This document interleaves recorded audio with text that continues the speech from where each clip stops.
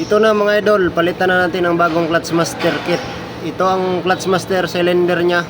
Palitan lang natin ang bagong clutch master kit. Manood lang kayo mga idol paano to palitan. Una mga idol, lagay natin tong return spring. Pero itong check valve pwede na natin hindi ibalik dahil kapag tumigas ang rubber nito may puruhan na mag-stack up, kaya wag na lang natin ibalik. Ito lang mga idol, lagay natin yung return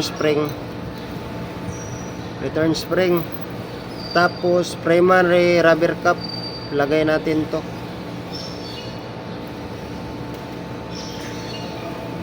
Isunod natin yung piston.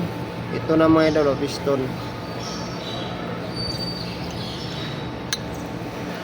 Pagkatapos sa piston mga idol, ito naman lock ring para hindi lalabas yung piston.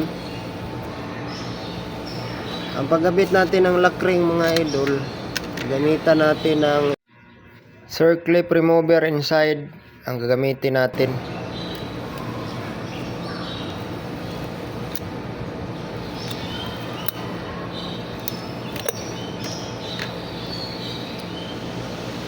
At saka ito ang panghuli mga idol, rubber boots.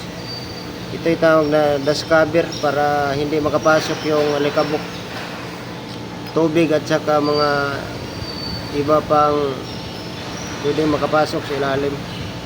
Ito ang maghaharang.